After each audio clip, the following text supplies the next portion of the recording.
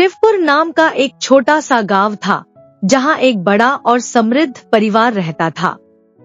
इस परिवार के मुखिया थे राम नारायण, जो अपनी ईमानदारी और दयालुता के लिए पूरे गांव में जाने जाते थे।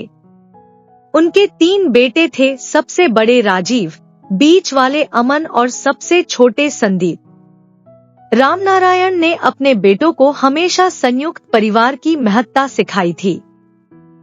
तीनों भाइयों में गहरी दोस्ती थी और वे एक साथ मिलकर काम करते थे।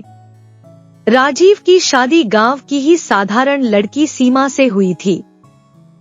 सीमा गांव के तौर तरीकों को अच्छी तरह से जानती थी और घर के सभी काम में निपुण थी। वह परिवार के साथ घुल मिल कर रहती थी और सभी की सेवा करती थी। अमन और संदीप की शादी अभी नहीं हुई थी, लेकिन घर का माहौल खुशहाल था। एक दिन राम नारायण के सबसे छोटे बेटे संदीप ने अचानक एक नई खबर सुनाई। बाबूजी, मुझे लंदन की एक बड़ी कंपनी में नौकरी मिल गई है। यह सुनते ही पूरा परिवार खुशी से झूम उठा। संदीप बचपन से ही पढ़ाई में तेज था और हमेशा कुछ बड़ा करने का सपना देखता था। लंदन की नौकरी मिलना उसकी मेहनत का नतीजा था।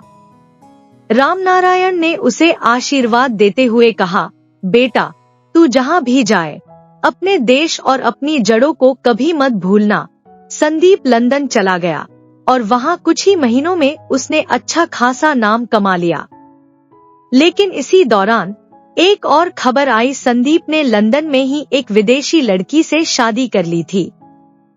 उसका नाम था लूसी। संदीप और लूसी कुछ महीने बाद भारत लौटे। लूसी पहली बार भारत आ रही थी। उसकी त्वचा गोरी, आंखें नीली और लंबे बाल थे।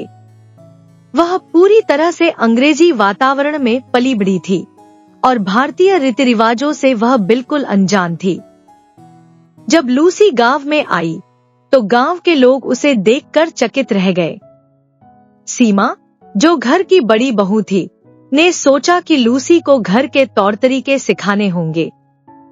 पहले दिन से ही सीमा ने लूसी से बहुत प्यार से बात की और उसे समझाया कि गांव में कैसे रहना होता है। लूसी ने भी उसे मुस्कुरा कर सुना, लेकिन उसे भारतीय परंपराएं और रीति रिवाज समझ में नहीं आ रहे थे।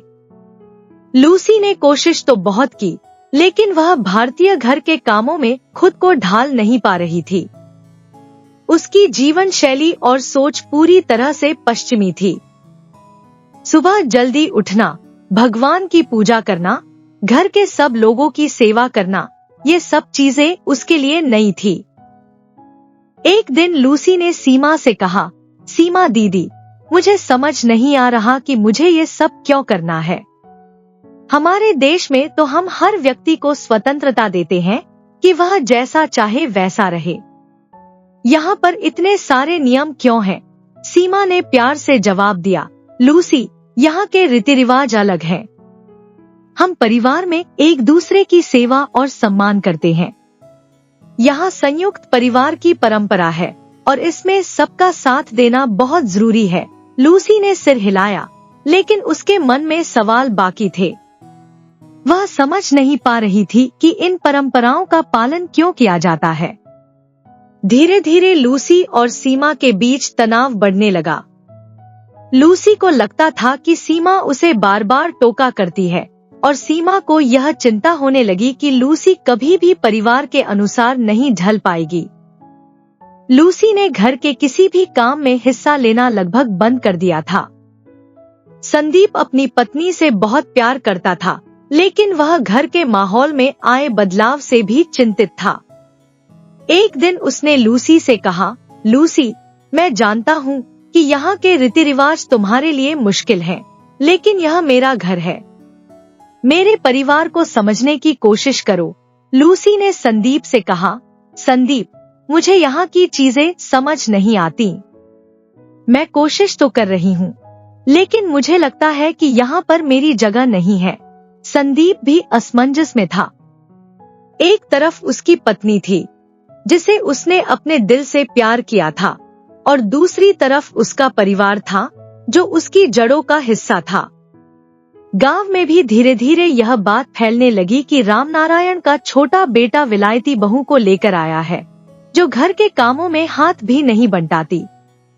लोग बातें बनाने लगे और परिवार पर उंगलियां उठने लगी। रामनारायण और सीमा को भी यह सुनकर बुरा लगने लगा।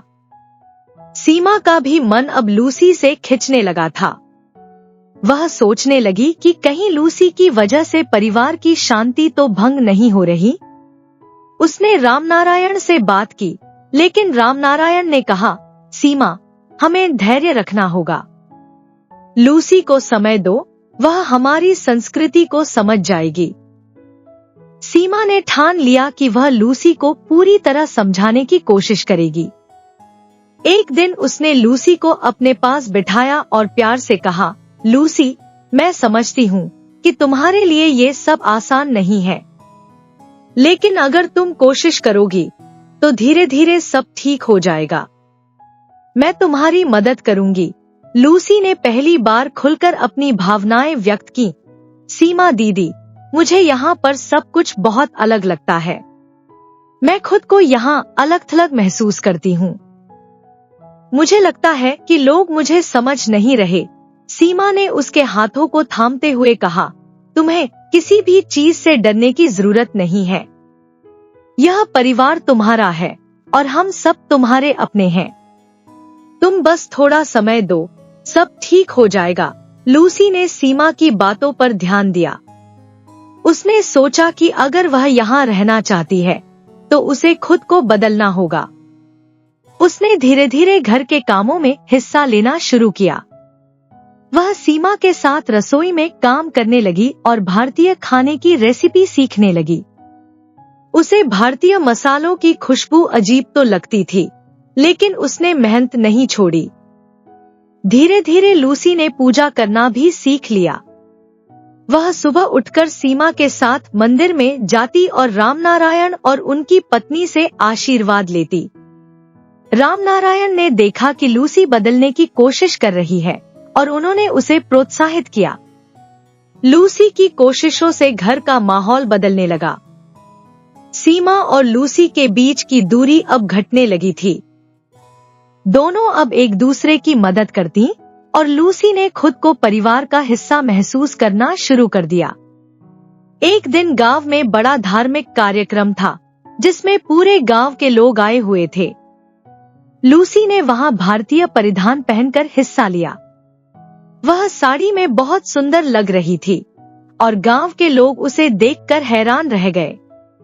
उन्होंने उसकी तारीफ की और पहली बार लूसी को गांव में अपनापन महसूस हुआ। लूसी ने महसूस किया कि भले ही वह पश्चिमी देशों की हो, लेकिन यहाँ के लोगों का दिल बहुत बड़ा है। उसने खुद को पूरी तरह से परिवार के अनुरूप ढाल लिया था। अब गांव के लोग भी उसे पसंद करने लगे थे। सीमा ने एक दिन लूसी से कहा, तुमने साबित कर दिया कि सच्चा प्यार और धैर्य किसी भी मुश्किल को आसान बना सकता है। लूसी मुस्कुराई और बोली, मैंने बहुत कुछ सीखा है और इसका श्रेय तुम्हें और इस परिवार को जाता है।